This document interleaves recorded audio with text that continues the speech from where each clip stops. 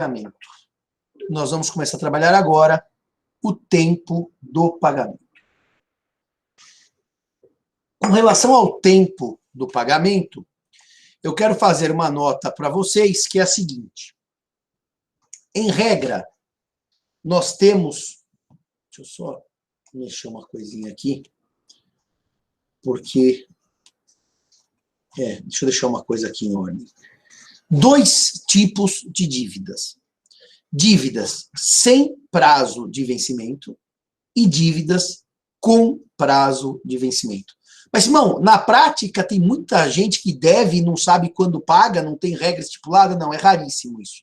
Eu, na minha advocacia, uma única vez, tive um acordo de família que foi feito por um outro advogado, que na hora que a pessoa me procurou, o acordo era que o pai doaria aos filhos um apartamento, doaria. E o acordo especificava o tamanho, a região, até a existência de vagas de garagem. Só que o acordo não dizia quando o pagamento seria feito, quando a compra seria feita. Então, é raro, mas existe um tipo de dívida que é aquela que não há prazo de vencimento. Não há prazo para o pagamento. E o segundo tipo de dívida é com prazo de pagamento, com prazo de vencimento. Se prazo, vamos falar do primeiro tipo de dívida, em que não há prazo. Se prazo não houver, o senhor só pode ter 2 leituras dessa situação. Uma, eu não preciso pagar nunca, porque afinal, se não tem prazo, a obrigação é natural, ou eu preciso pagar assim que o credor exigir o pagamento. O que lhes parece mais lógico? Nessa hipótese da minha cliente, que o marido ia comprar para os filhos o apartamento, não compra e não havia prazos para que o apartamento fosse comprado. O que lhes parece mais lógico? Que é uma obrigação natural e o marido não precisa comprar nunca? Ou que o marido comprará assim que os filhos dela, os credores, exigirem a compra do apartamento? Eu estou trabalhando na primeira hipótese, em que não há prazo de vencimento. Digam os senhores, por favor, aí, letra A, obrigação natural, ou letra B, o apartamento deve ser comprado assim que exigido pelos credores? Ninguém responde nada. B, B, B, B. Claro, quando não há prazo para cumprimento de uma prestação, ela não se transforma em obrigação natural. Ela prossegue exigível. E o artigo 134 do Código Civil vai dizer exatamente isto. 134 do Código Civil. Os negócios jurídicos entre vivos sem prazo são exequíveis desde logo, salvo se a execução tiver de ser feita em lugar diverso ou depender de tempo. Portanto, obrigações sem prazo podem ser exigidas de imediato, salvo se a prestação depender de tempo. Nesse caso da compra do imóvel, vocês concordam comigo que comprar um imóvel eu não posso exigir que ele seja adquirido em 24 horas, porque é praticamente impossível isso no tráfego comercial? Então eu notifiquei o pai, devedor, e dei a ele um prazo, eu fixei, de 90 dias, para ele comprar o imóvel, já que prazo não havia no acordo. E foi muito engraçado que quando nós fomos falar na audiência, que ele não comprou o imóvel, a advogada da parte contrária disse assim, só faltava essa. Agora o advogado fixa um prazo e meu cliente tem que cumprir. O advogado lá é juiz da causa. Por quê? Porque a advogada achou que eu estava fixando um prazo. Eu dei como credor um prazo que me pareceu razoável, 90 dias. E foi muito engraçado, porque a juíza que presidia essa audiência disse assim, mas pera um pouquinho, doutora, o seu cliente teve 8 anos para comprar esse apartamento. Senhores, 8 anos. O advogado não deu 90 dias. Ele notificou para constituir em mora o seu cliente. Mas foram 8 anos e mais 90 dias. Por que ele não comprou nesses 8 anos? Então, reparem, quando não há prazo de vencimento, o credor pode exigir de imediato a prestação.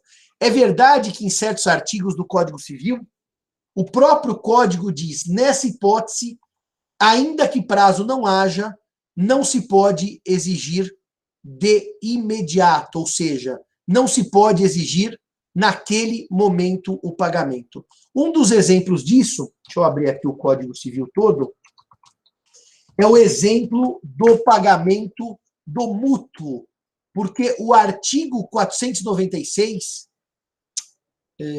o artigo 592, quando ele trata do mútuo em que não há prazo para pagamento, o 592 vai dizer o seguinte, ele tem, na verdade, o 592 tem 3 regras do mútuo quando não houver prazo convencionado.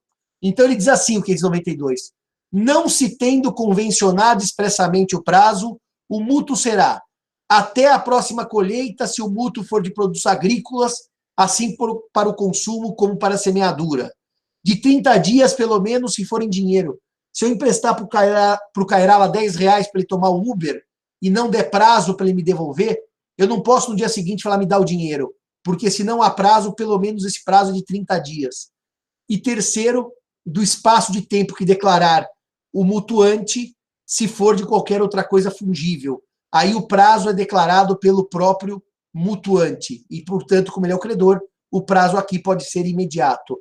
De qualquer maneira, o 592 afasta a incidência do 134 para o contrato de mútuo. Simão, e se houver... Vamos interromper o compartilhamento.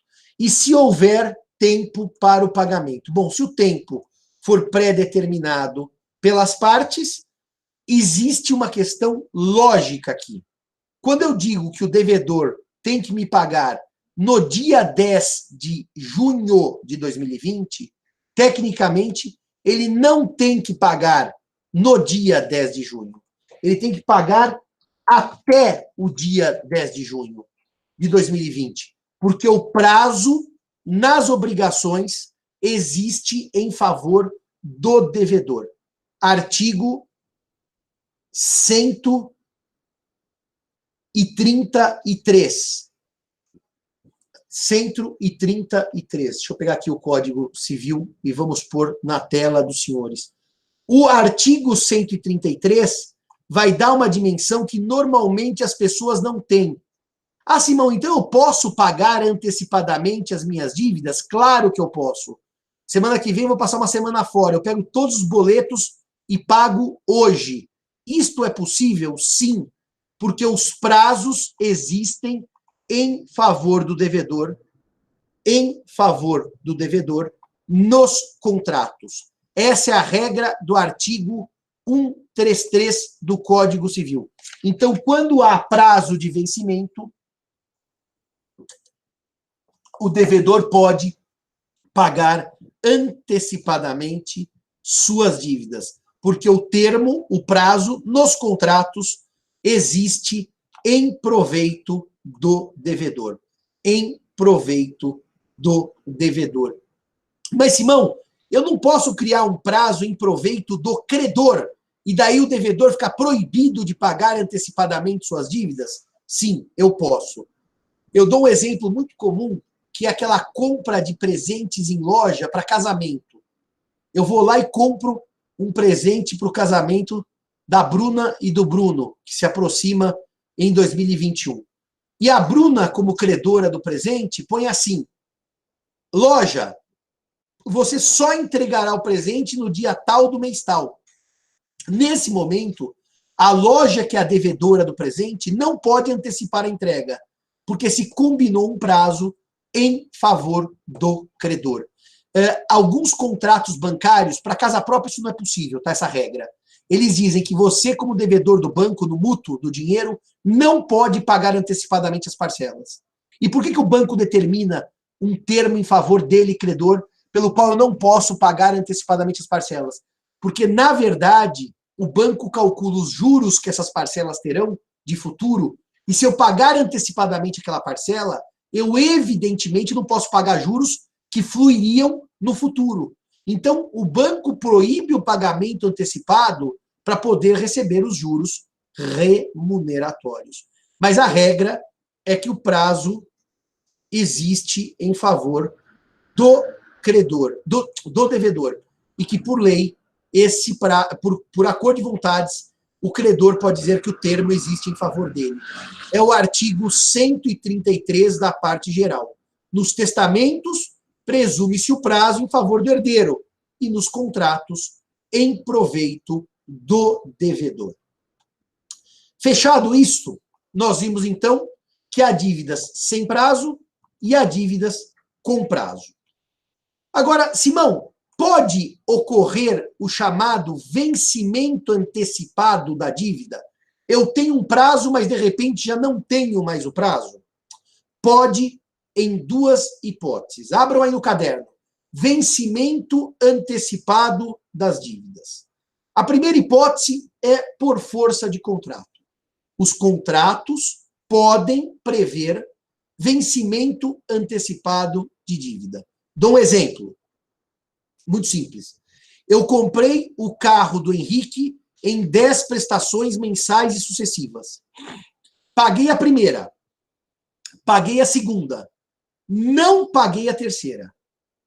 Pela regra do sistema, o fato de eu não pagar a terceira não antecipa a quarta, quinta, sexta, sétima, oitava, nona e décima. Não antecipa. A terceira, que eu não paguei no dia 10 de maio, não significa que a quarta não seja 10 de junho. Continua 10 de junho. E a quinta, 10 de julho. E a sexta, 10 de agosto. Agora, o contrato pode prever.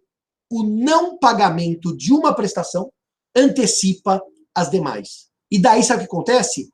Quando no dia 10 de maio eu não paguei o Henrique a terceira prestação, eu passei a ser devedor da terceira, quarta, quinta, sexta, sétima, oitava, nona e décima.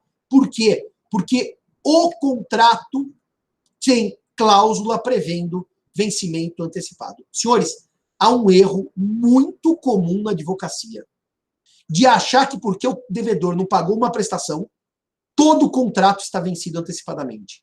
Isso depende de expressa previsão contratual. Então, a primeira hipótese de vencimento antecipado de dívida é aquela em que o contrato prevê, não pagou uma prestação, todas antecipam.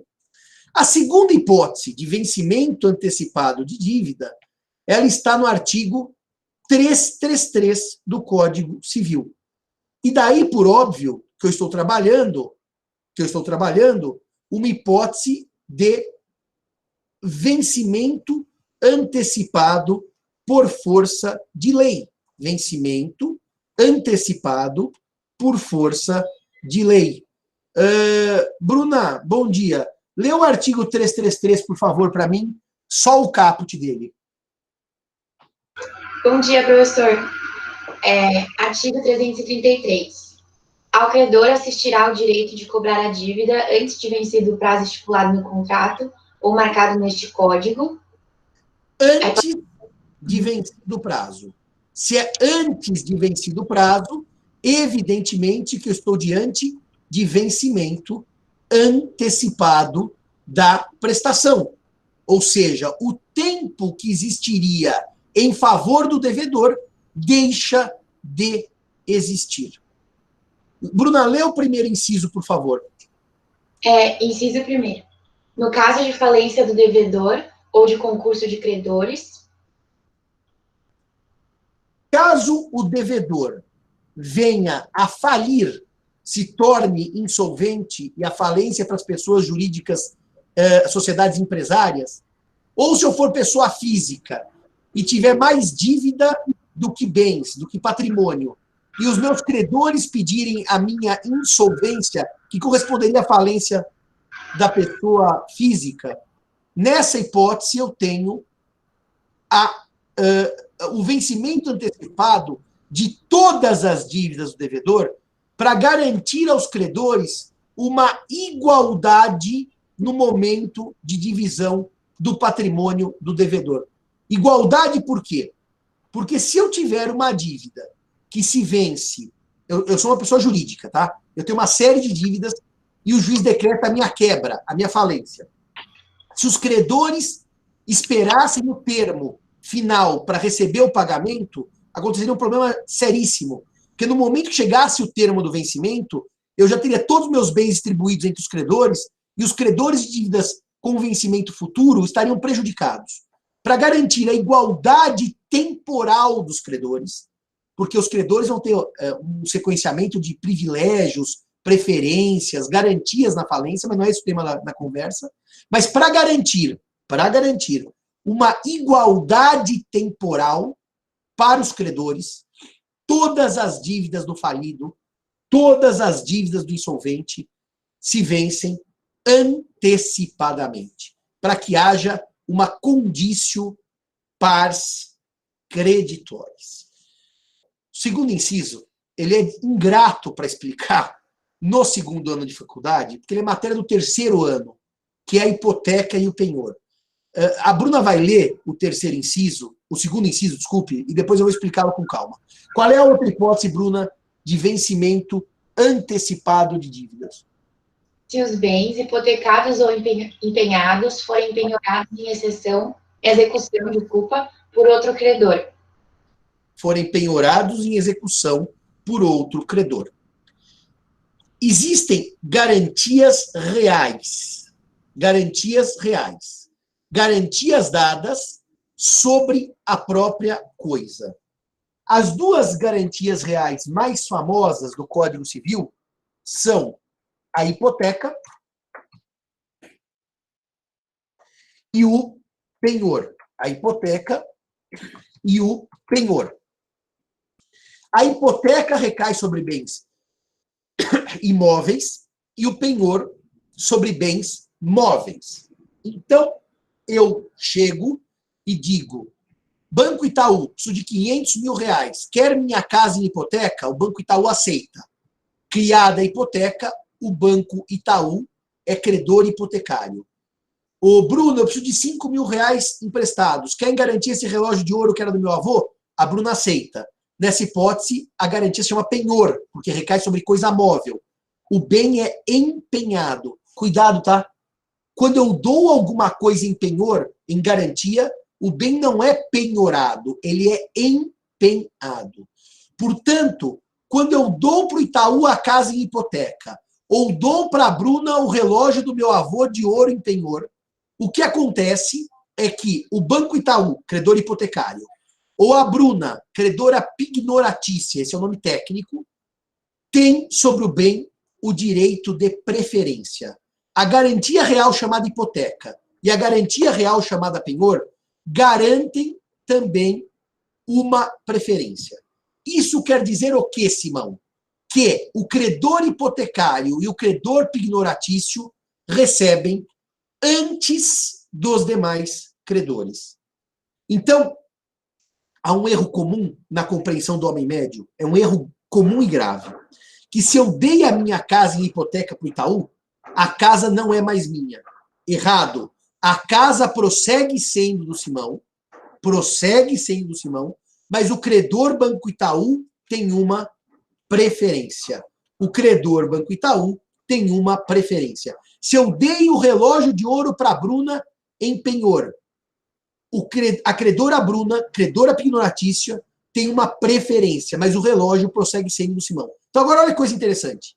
O Simão dá a casa em garantia para o Banco Itaú. Sim, o credor hipotecário é Itaú. O Simão não paga o Marcelo, uma outra dívida que o Simão tem. O Marcelo pode penhorar, agora é penhora, porque é judicial. A casa do Simão dada em hipoteca para o Itaú? Pode. Ah, professor, eu achei que não, porque o Itaú virasse dono da casa. Errado. O Itaú é tão credor quanto o Marcelo, só que é um credor com uma preferência. E o Marcelo é um credor sem preferência. Ele é chamado de credor. Qual que é o nome, meninos e meninas, quando eu dou a um credor que não tem nenhum tipo de preferência? Escrevam aí no chat. Qual é o nome do credor quando ele não tem preferência? Diferentemente do credor da hipoteca e do penhor, que são credores com preferência. Alguém sabe o nome desse credor? Não sabe o nome do credor? Quiritário. Quiritário é direito romano, Ieda, quase. Quirografário, Gabriel, perfeito.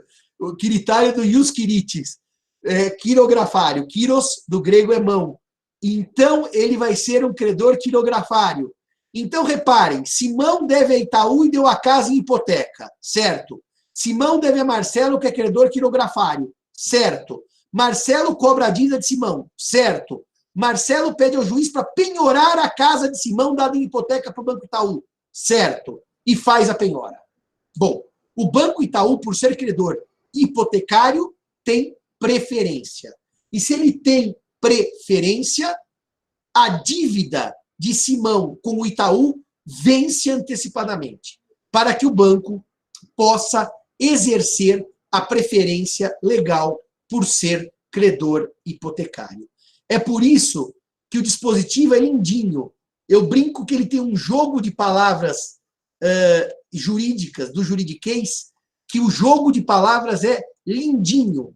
Se os bens hipotecados ou empenhados forem penhorados, ou seja, no fundo eu estou dizendo, se os bens sobre os quais existe uma garantia real que dá preferência ao credor forem penhorados por um credor quirografário, por um credor sem garantias, as dívidas com garantia real vencem antecipadamente, para que os credores detentores da garantia real possam exercer a preferência. É só isso. Para que os credores detentores da garantia real possam exercer a preferência. Meus amigos e minhas amigas, o erro no português entre empenhar e penhorar é uma coisa absurda.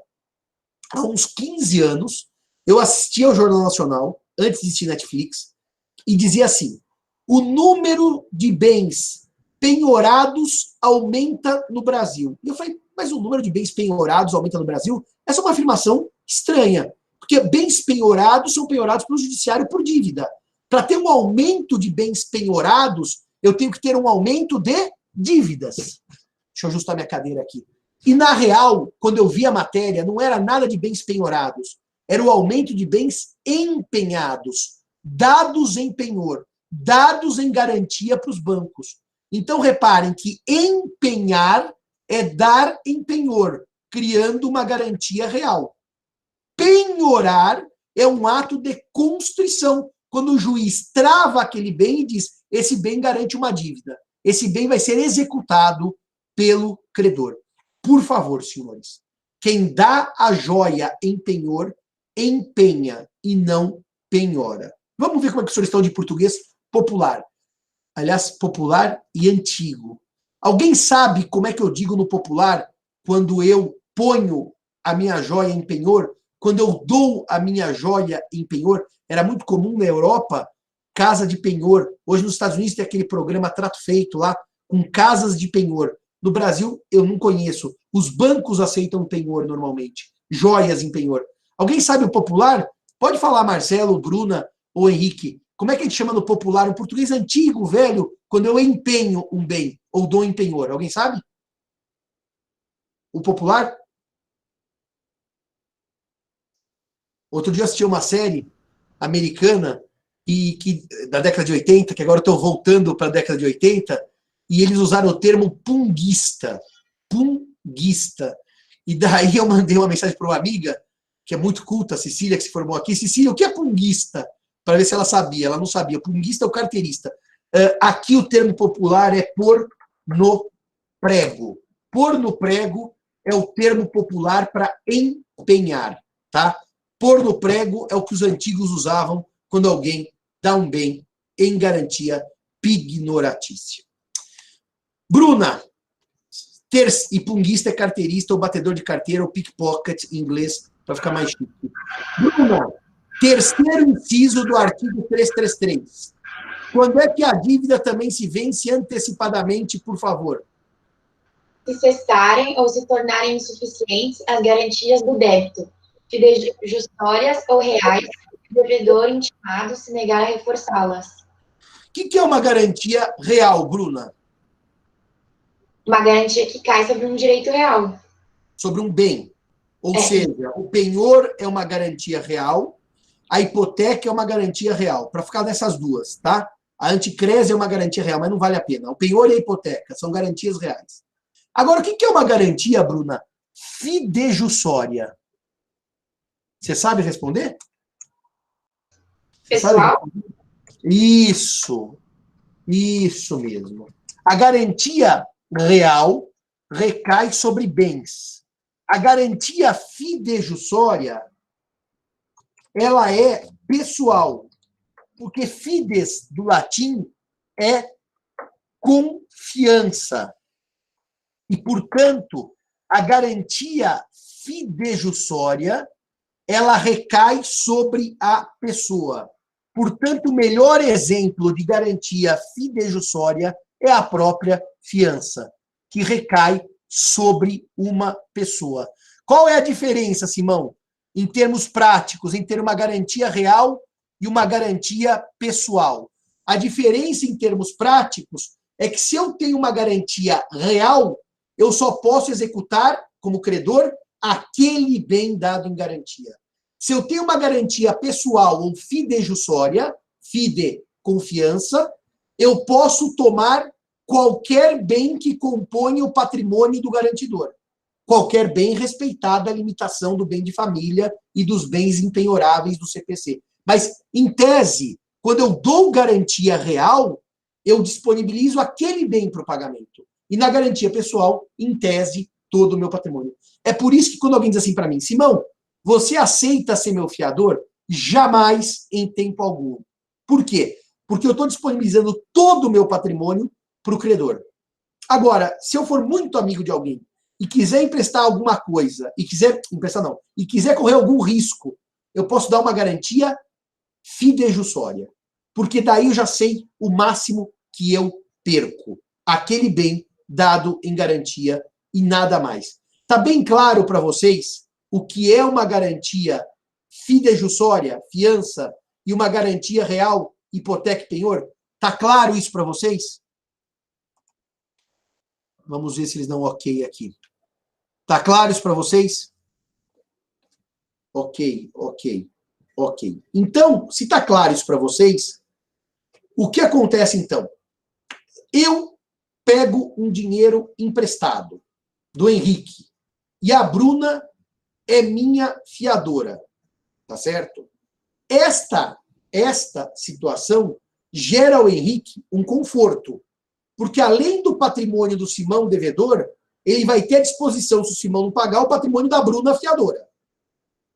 Eu pego o dinheiro emprestado do Henrique e o Marcelo Cairala dá o carro dele em penhor, empenha o carro dele. O Henrique vai ter uma tranquilidade, porque além do patrimônio do Simão devedor, ele tem à sua disposição o carro empenhado pelo Cairala. Tanto a Bruna fiadora quanto o carro dado pelo Cairala em penhor aumentam a garantia do Henrique de receber a dívida do Simão. Quando essa garantia cessa ou se torna insuficiente, como diz o artigo 333, inciso 3º, eu estou diante de uma situação curiosa. Por que curiosa? Porque o credor tinha uma garantia de recebimento que deixa de ter. Exemplo, o carro do Marcelo é roubado. O bem empenhado perece. Ou exemplo, a Bruna vence o prazo contratual da fiança dela e ela se exonera. Ela pode se exonerar, porque venceu o prazo. Ela garantiu aquela dívida por 1 ano. Acabado 1 ano, a Bruna se exonera. Ou no caso do fiador, por exemplo, outro exemplo comum, que não vou dar com a Bruna, claro, é a morte do fiador. Com a morte, cessa a garantia. Então, Simão, o credor tinha uma garantia real ou fidejussória. E essa garantia cessou, sim. E por quê? Por quê? Quando a garantia cessa, eu queria ver se alguém acerta essa pergunta. Quando a garantia cessa, por que o artigo 333 prevê vencimento antecipado da dívida por cessação ou insuficiência da garantia? Alguém quer arriscar? Por que o Código Civil prevê vencimento antecipado da dívida? Então, vamos imaginar que eu devo a Bruna e vou pagar em 30 meses R$1.000 por mês. E a garantia é o carro do Cairala. O carro do Cairala é roubado, a garantia perece e eu tenho que pagar não mais em 30 meses, mas todo o valor emprestado que eu peguei da Bruna à vista. Alguém arrisca por que a perda da garantia gera esse efeito jurídico? Alguém quer dar um palpite sobre isso? Ninguém quer dar um palpite sobre isso?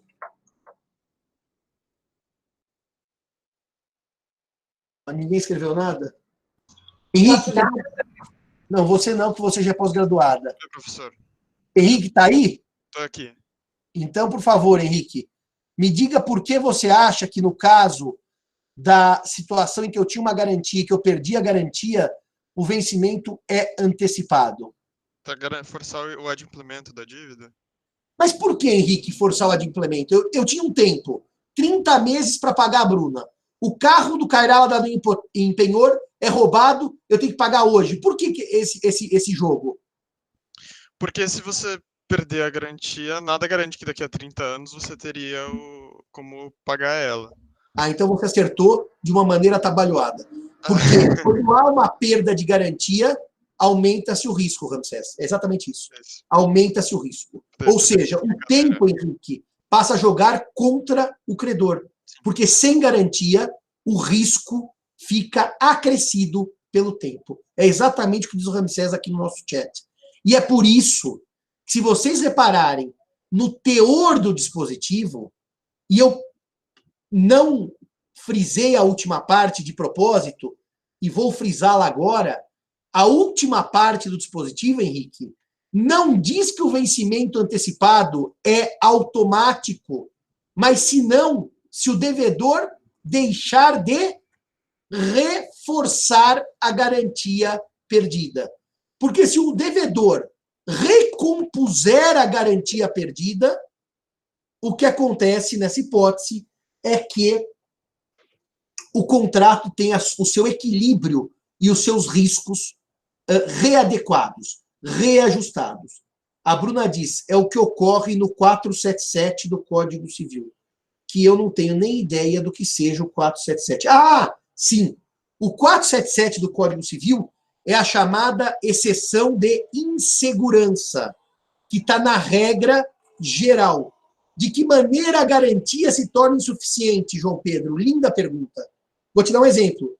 A garantia da dívida da Bruna, dada pelo Cairala, é uma casa. Só que é um tornado que destrói a casa. A casa que valia 500 mil, depois do tornado vale 100.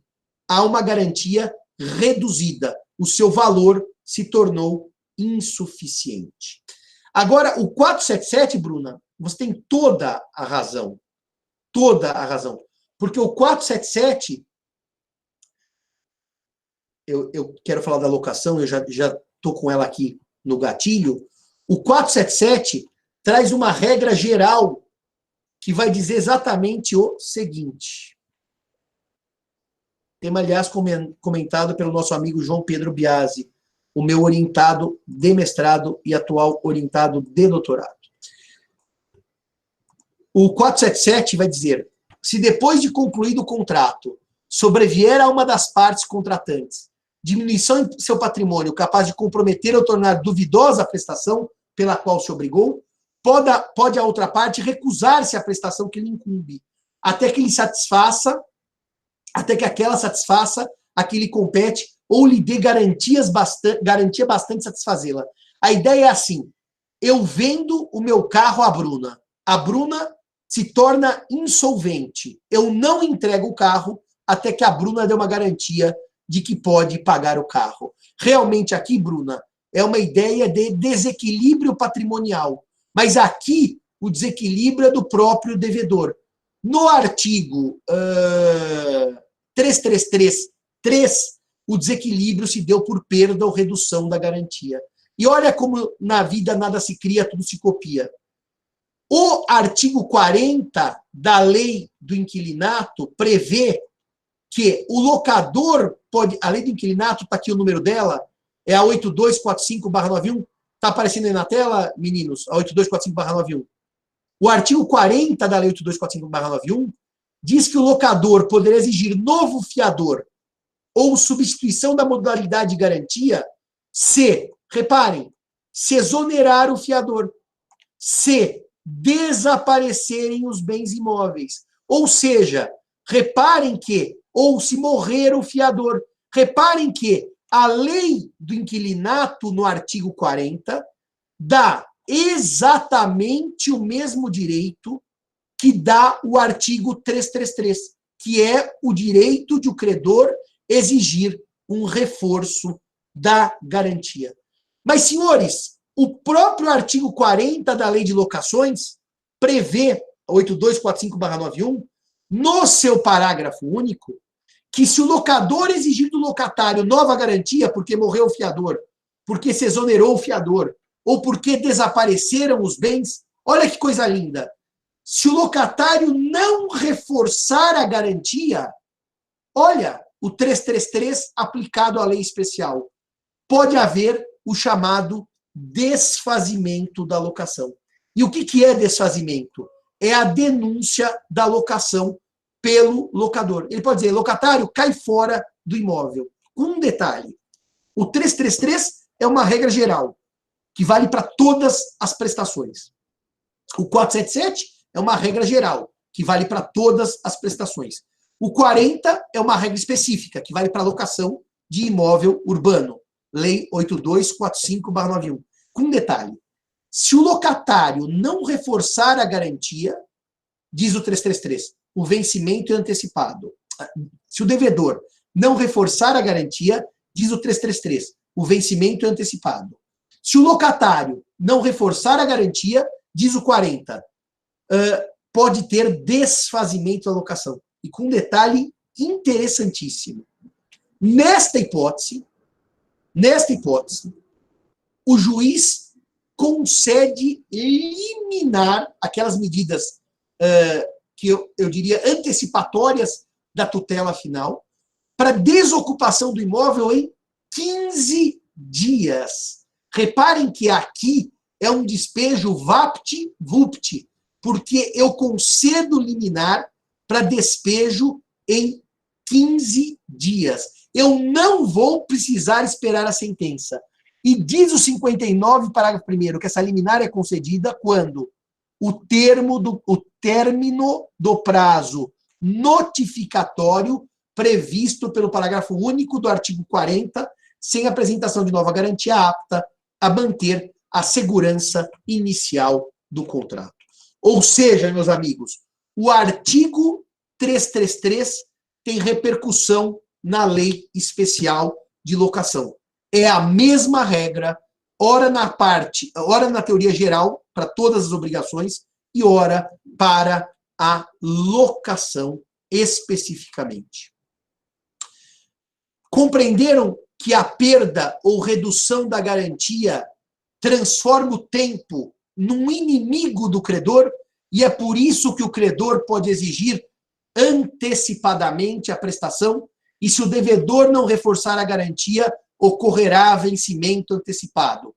Se o locatário não reforçar a garantia, ocorrerá despejo liminar em 15 dias. Artigos 40 e 59 da Lei Especial 8245/91. Senhores e senhoras, cabe uma nota ainda sobre o tempo do pagamento. E essa nota está no contrato, no direito real de hipoteca. No direito real de hipoteca. No direito real de hipoteca, nós temos o artigo 475 do Código Civil. 1475 do Código Civil, não 475. 1475 do Código Civil. E o artigo 1475 do Código Civil, que trata da hipoteca, ele vai dizer o seguinte. Vamos lançá-lo na lousa.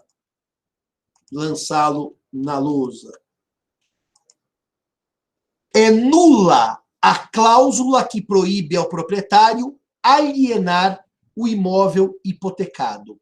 É nula a cláusula que proíbe ao proprietário alienar o imóvel hipotecado. Então, se eu dei um imóvel em hipoteca e o Banco Itaú disser, Simão, você não pode vender porque deu hipoteca, essa cláusula é nula. nula, nulidade absoluta, artigo 66, não vale e não produz efeitos. Agora veja, o código autoriza não autoriza proibir a venda, mas autoriza uma regra que é de estilo nos contratos de hipoteca, de estilo, está em todos os contratos, que se eu vender o imóvel hipotecado, a dívida se vence antecipadamente. Aqui, senhores, não é uma previsão legal de vencimento antecipado. É uma autorização que a lei dá de o contrato prever o vencimento antecipado. Portanto, cuidado. O artigo 1475, no seu parágrafo único, não trata de hipótese de vencimento antecipado por lei, mas sim de lei que autoriza o contratante a prever o vencimento antecipado, caso eu aliene o imóvel hipotecado. A hipótese do artigo 40 da Lei de Locação, essa sim é uma hipótese clara de vencimento antecipado da dívida por lei. Se o devedor não reforçar as garantias, não der uma garantia equivalente no prazo de 30 dias, o locador pode despejar o locatário, inclusive com liminar, de acordo com o artigo 59, parágrafo 1º, que eu lancei aí no chat para os senhores. Alguma dúvida sobre esse tema que eu trabalhei na aula de hoje, chamado tempo do pagamento? Alguma dúvida sobre vencimento de dívidas? Alguma dúvida sobre o artigo 333 do Código Civil? Podem aproveitar e dar o ok ou dizer que dúvidas existem.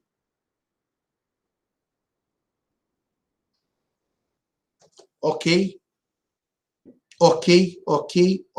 Bom, se todos estão ok, todos entenderam os artigos do tempo do pagamento, eu encerro agora exatamente o chamado pagamento direto.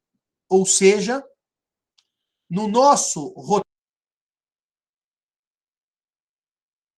Boa, desliguei o microfone, vai ser fácil vocês me ouvirem.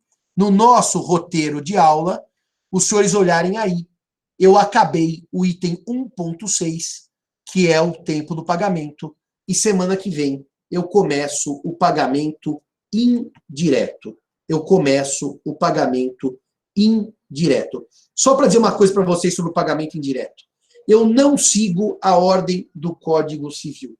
Eu sigo uma ordem que eu pré-estipulei, porque é uma ordem consuetudinária, que eu já uso há muitos anos, e que não tem nenhuma lógica, a não ser a repetição de condutas do professor Simão, que afinal é idoso. E como idoso, e bastante idoso. Como ninguém perguntou qual é a minha gravata hoje, eu vou mostrar aos senhores que eu voltei a usar aquela gravata que eu usei no início do curso. Aliás, eu usei no dia 24 de março essa gravata. Hoje é 23 de abril, já dá para repetir a gravata, que é da Pedra da Roseta, em que nós temos o hieróglifo, o demótico e o grego, e que Jean-François Champollion, o rapaz de Figeac, na França, usou para decifrar os hieróglifos. A Pedra da Roseta foi capturada... qual é o artigo mais bonito do código, Gustavo, para mim? O artigo mais bonito do código, para mim, eu vou lhe dizer qual é que é. A Pedra da Roseta foi capturada pelos franceses na cidade de Rachid, e daí ficou o nome Roseta, não em árabe, e os franceses tiveram acesso à pedra por muito pouco tempo, porque depois os ingleses invadiram o Egito e tomaram a pedra para eles, e levaram a pedra para onde ela está, que é a pedra que é para o British Museum de Londres. Obrigado, Gabriela, pelo elogio da gravata. E o artigo de lei que eu acho que é o mais bonito do Código Civil é o artigo 384, porque ele é de uma técnica impecável de redação e de efeitos absolutamente fabulosos. Dito isto, encerramos a aula de hoje e até semana que vem, se Deus quiser. Hoje tem uma live com a professora Angélica, daqui a pouco, sobre seguro às 11 da manhã. Hoje à noite eu tenho um webinar lá com a Federal de Santa Catarina para falar de riscos no tempo de pandemia e responsabilidade civil. Amanhã eu tenho de manhã uma live com o Capês do Procon, uma live à tarde com o Capês do Procon, para discutir um pouquinho de relações de consumo em tempos de pandemia. Obrigado a todos e a todas e até a semana, se Deus quiser. Marcelo e Bruna, eu vou falar um assunto com vocês agora na sequência. Até mais e tchau, tchau.